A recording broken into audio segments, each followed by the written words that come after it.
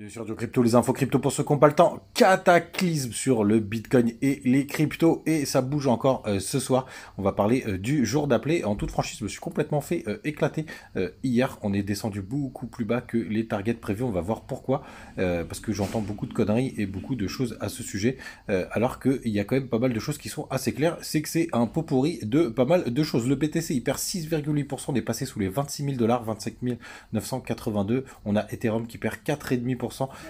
Qui est beaucoup plus solide. Hein. Au final, on a XRP qui dévisse complètement 12,7% des contre-performances un peu partout. Ça fait longtemps qu'on n'avait pas vu autant de rouge, hein, même si ça arrive très fréquemment sur les cryptos. C'est toujours assez impressionnant quand on n'y est pas habitué. On a LTC aussi qui perd 12%. Pareil, un bain de sang. On a Link qui perd 6,6%. C'est quand même très intéressant les points qu'on récupère sur certains. Mais il faut surtout voir si la chute n'est pas terminée. Du côté du daily, vous le savez, ma target principale était au 28 200 $. J'ai reçu plein de messages puisque j'étais assez baissier depuis un certain moment où je vous disais que j'étais quasi sûr qu'on allait chercher cette target. Et ben les gars, on l'a complètement traversé. On a même traversé les 0,618 aux 27 420 $. Et ce qui est très intéressant, les gars, c'est qu'on a quasiment touché les 85,4 et qu'on est en train de travailler cette trendline long terme, regardez, qui date depuis le début de l'année. Bah, elle est très très mal tracée, si j'avais pas vu. Donc on l'a complètement traversé.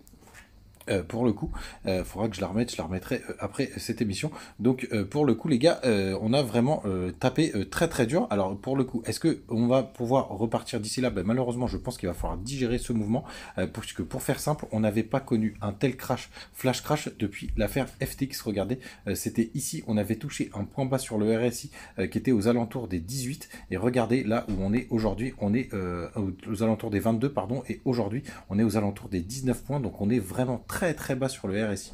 On a complètement dégonflé. Il y a eu énormément de liquidations, dont moi, puisque j'ai fait la bêtise de trader pendant mes congés et donc de faire ça complètement à l'arrache. Ça arrive de temps en temps, mais ça nous permet de nous calmer et de nous rappeler que c'est le bazar. Donc les targets principales, là aujourd'hui, en toute franchise, on est dessus. Donc le plus probable, c'est à minima une latéralisation, et surtout ce que je vais vous montrer, une technique tout simple quand on est en bull run, ou en tout cas quand on a eu un rebond, qui est assez simple, c'est tout simplement les fibos de retracement des 0,618 à des 0,382 quand on est en bull run. Donc on prend le point bas du dernier du point bas qu'on a fait, donc les 15 500 $, et on prend le point haut, et à chaque fois quand on vient perdre les 0,382, regardez, on est en train de les travailler donc depuis le début du bull run, hein, les gars, hein. Enfin du bull run, du rebond des 15 500 $.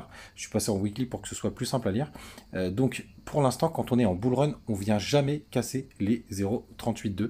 Ça arrive que quand on est sur des phases de latéralisation, on l'a vécu au dernier bull run, je vais vous montrer juste après, en 2018, et à chaque fois qu'on tient les 0,382, qu'on est en train de travailler d'ailleurs actuellement, c'est qu'on est toujours en bull run pour le coup. Mais effectivement, quand on prend ce qui s'est passé en 2018, je vous montre tout de suite. Hop, ça va être ce Fibo.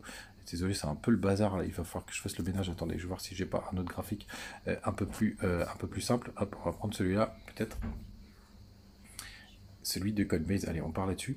Celui de Coinbase, on va repartir en weekly, on va repartir en 2018, et vous allez voir qu'en fait, on tient toujours les 0,382 en bull run, sauf tout simplement pendant les phases de latéralisation, et quand on a fini le bull run, je vous montre 0,382, hop, hop, on prend celui-ci, regardez, donc ça c'est le point haut quand on a connu le point bas du Covid, hop, et le point bas juste là, pas du Covid mais du bear market de 2018.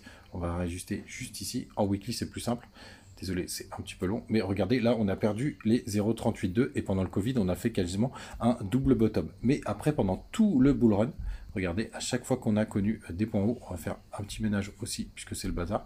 À chaque fois qu'on a connu des points hauts pendant tout le bull run, on a toujours tenu les 0,382. Regardez ici, hop, sur la petite correction, on tient les 0,382, toujours en bull run. Hop, désolé, c'est très compliqué sur un téléphone.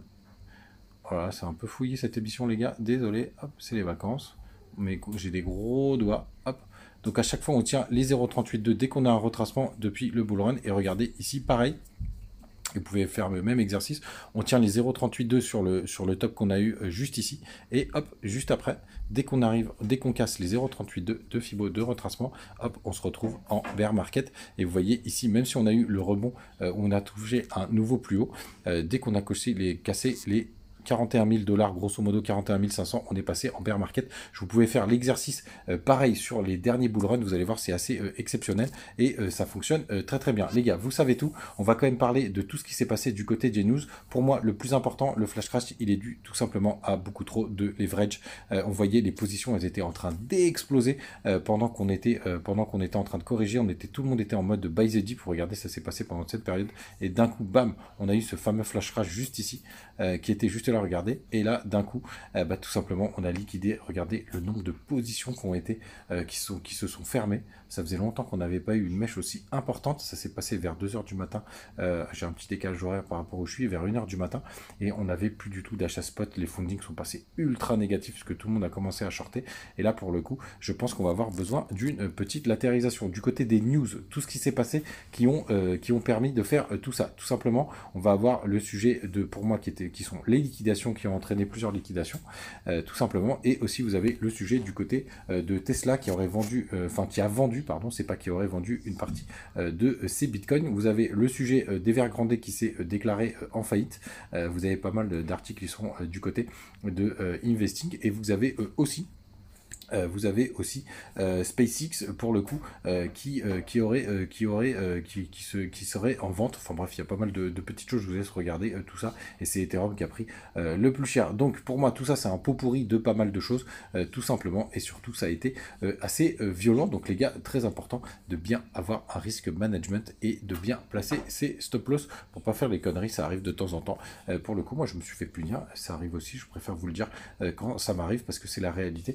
Quand on s'amuse un peu à prendre des positions, mais c'est vrai que pour l'instant on a atteint un point bas sur le RSI. Alors ce qui serait pas mal là pour redémarrer, c'est que je pense qu'on fasse un petit rebond tout simplement et qu'on fasse un nouveau point bas sur le BTC. Pourquoi pas d'aller chercher un double bottom ou toute la liquidité qui traîne ici. Malheureusement par contre ce serait qu'on serait en weekly, ça nous ferait passer quand même, ça nous ferait un inversement de tendance. Ça c'est le seul truc qui m'embête un petit peu. Du côté des bandes de boulanger, vous voyez qu'on est en train d'aller chercher la zone basse, mais surtout les gars, ce qui sera intéressant du côté du daily, c'est ça que je voulais vous montrer, c'est que par contre on ait une divergence du côté du RSI, c'est-à-dire qu'on fasse un plus bas sur le court et qu'on ait un point plus haut sur le RSI. Vous savez tout les gars, passez une très très bonne journée, on se retrouve comme d'hab, et est-ce que c'est le moment de faire des petites emplettes? Je pense que ça va latéraliser un petit moment, donc vous avez le temps de prendre vos décisions très tranquillement. Ciao.